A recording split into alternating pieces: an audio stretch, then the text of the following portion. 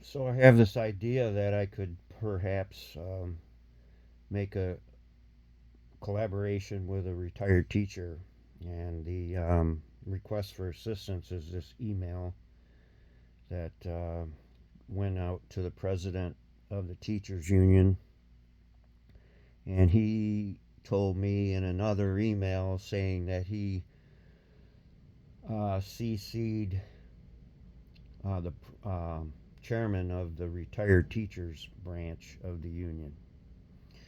Um, so I'm going to read this to you, and then it'll give you a chance to maybe hear my voice and see what you think of, what I sound like to you, my cadence and my inflection, or whether or not I'm like wired up or mellow. All right. So, hi.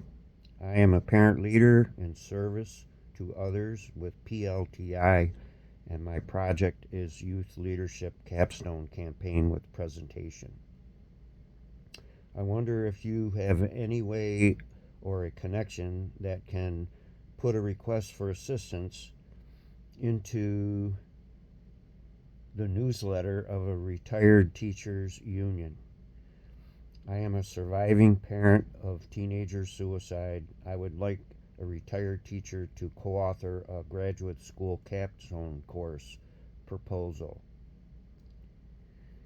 Because my sense says that those now retired who taught high school for 30 years are one degree of separation from a parent who lost a child to gang violence, drugs, or suicide.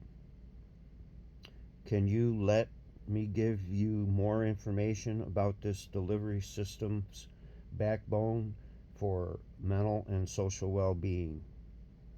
With a capstone completed with a completed capstone campaign, surviving parents can have an agenda and find a seat on the county community service board where they live and serve as chapter leaders of other surviving parents.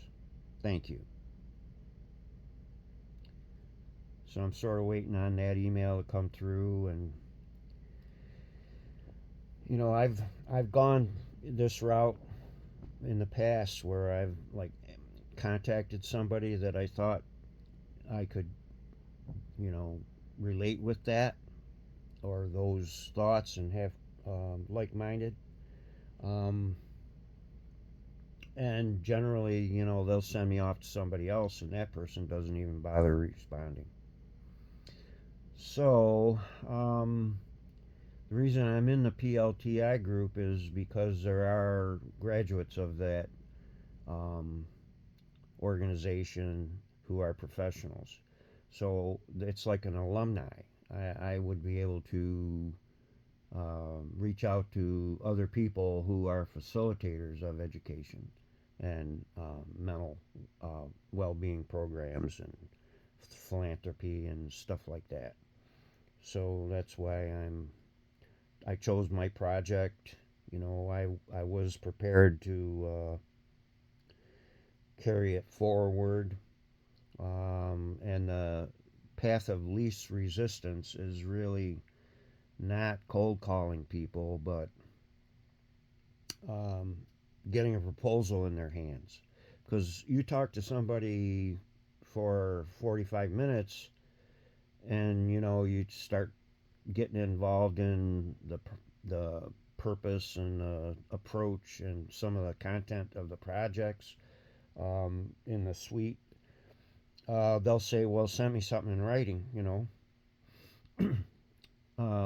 So this proposal is supposed to do just that, and I won't have to spend needless time and get my hopes up, because a lot of these folks will say, "Hey, you're doing good, and I like your ideas and everything," so it makes me feel like I'm getting somewhere with them, and then they just kind of forget about what I want and or what parents who've lost a child might benefit from. Because I think the fundamental here is we have broken hearts, And I say it's, getting back a way of feeling better. And I know this to be true because in any of the therapy that I ever went through years ago, um, every one of those providers told me the same thing. They said, find a mission and volunteer your time. It'll make you feel better. So I figure, why not have our own kind of way of servicing other people that is outside the guideline of therapy or providing counseling and being responsible for that in that way. So we can do projects in enrichment and leadership and peer to peer stuff. So the um, the strategy is three different ways of working with a group of people. The first thing is you try to get them interested in their own self-interest and see a benefit to be engaged. And it's mainly a selfish um, objective.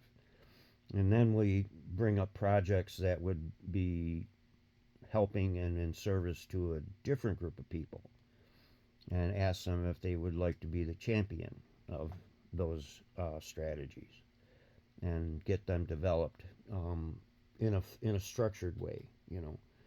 So we help them to use the ideas that are in these projects as seed projects and get them to change their motive from self-interest to helping somebody else. And then the third way of going about this is the final phase, which is to try to bridge the two groups. And that is, in my case, veterans, the suicide rate, 22 per day, um, and building a bridge between the master social workers in the civilian sector with the master social workers in the Department of Defense for the age group of 18 to 24. And these projects in the high schools will provide data so that the master social workers would be able to form appropriately focus groups. There are other benefits to different projects. I have a reading comprehension delivery system, um, 6 projects in all, and it's supposed to carry on that different motive shift from self-interest to helping another type of group and then bridging two groups. Anyway, that's what I see and that's how I feel.